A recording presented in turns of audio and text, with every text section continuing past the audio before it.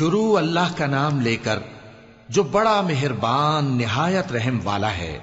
ہم نے نوح کو ان کی قوم کی طرف بھیجا کہ پیشتر اس کے کہ ان پر درد دینے والا عذاب واقع ہو اپنی قوم کو خبردار کر دو۔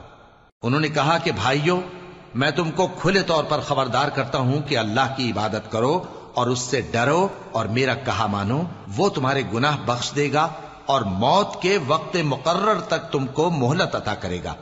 جب اللہ کا مقرر کیا ہوا وقت آ جاتا ہے تو تاخیر نہیں کی جاتی، کاش تم جانتے ہوتے۔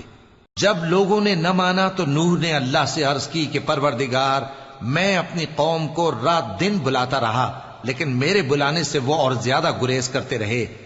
جب میں نے ان کو بلایا کہ توبہ کریں اور تو ان کو معاف فرمائے تو انہوں نے اپنے کانوں میں انگلیاں دے لی اور اپنے اوپر کپڑے اوڑھ لیے اور اڑ گئے اور خوب تکبر کرنے لگے۔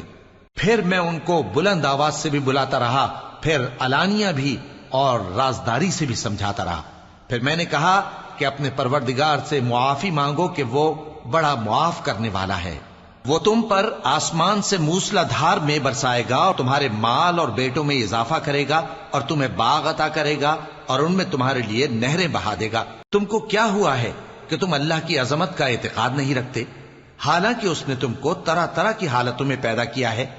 کیا تم نے نہیں دیکھا کہ اللہ نے 7 آسمان کیسے اوپر تلے بنائے ہیں اور چاند کو ان میں روشن بنایا ہے اور سورج کو چراغ بنا دیا ہے؟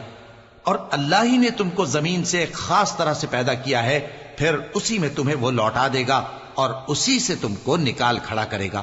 اور اللہ ہی نے زمین کو تمہارے لیے فرش بنایا تاکہ اس کے بڑے بڑے کشادہ رستوں میں چلو پھرو۔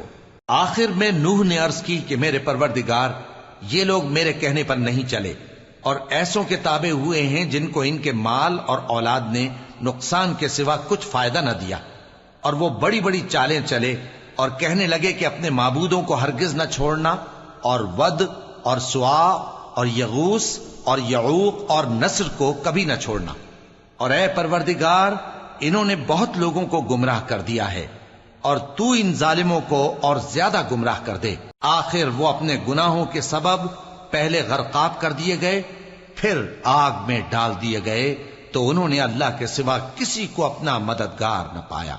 اور پھر نوح نے یہ دعا کی کہ میرے پروردگار، ان کافروں میں سے کسی کو زمین پر بستا نہ رہنے دے، اگر تو ان کو رہنے دے گا تو یہ تیرے بندوں کو گمراہ کریں گے، اور ان سے جو اولاد ہوگی وہ بھی بدکار اور ناشکری ہوگی۔